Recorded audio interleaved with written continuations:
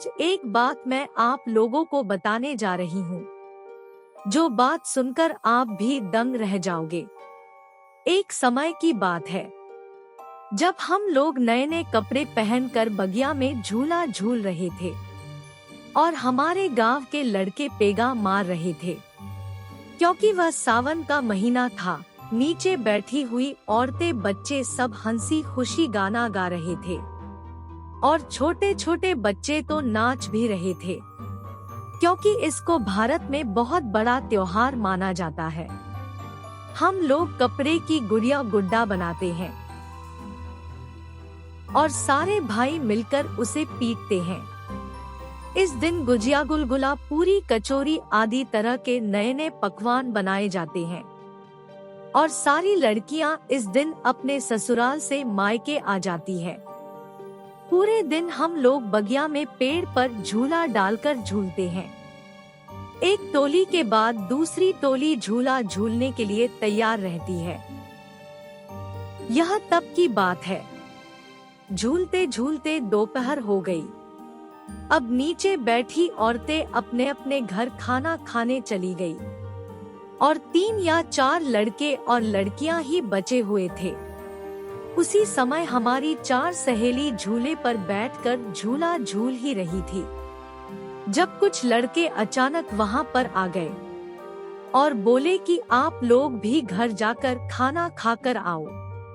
तब तक मैं आपकी बहनों को झूला झूला रहा हूँ। जो 3 लड़के बच्चे थे वह भी अपने घर चले गए और बोला कि थोड़ी देर में आ जाऊंगा, तब तक आप लोग इनके साथ झूला झूलो। 3 सहेलियां झूला झूलने में व्यस्त थी और गाना भी गा रही थी। उसी समय मेरी एक सहेली ने बोला कि इनमें से एक लड़का जो पेगा मार रहा है, कभी उसका सिर आगे आता है डॉट और कभी उसका पेट, हमको तो यहाँ तक लगता है कि कभी कभी उसका दांत भी बाहर आ जाता है। हमने बोला कि तुम बहुत थक गई हो, इसीलिए तुमने ऐसा दिख रहा है। कोई ने उसकी बातों पर विश्वास ही नहीं किया। तब तक मेरी दूसरी सहेली ने भी यही बोला, तो मैंने बोला भैया आप लोग झूला रोक दो, हम लोग शाम को झूलेंगे। तभी वह लोग जोर जोर से हंसने लगे और बोला आप चारों सहेलियां अब मेरे साथ मेरी दुनिया में चलो।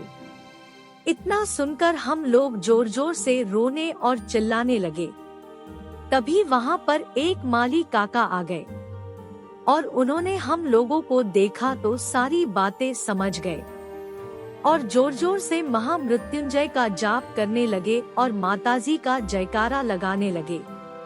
तभी वो लड़के कहाँ गायब हो गए, आज तक मुझे पता ही नहीं चला कि वे प्रेत थे या फिर कोई और। हम लोग तो माली काका के साथ घर पर वापस आ गए। आज भी जब नाग पंचमी का दिन आता है तो हम लोग बहुत सहर जाते हैं कि कहीं वैसा दोबारा हमारे साथ ना हो जाए। लेकिन ऐसा हादसा उस दिन के बाद कभी दोबारा नहीं हुआ। भगवान का शुक्र है।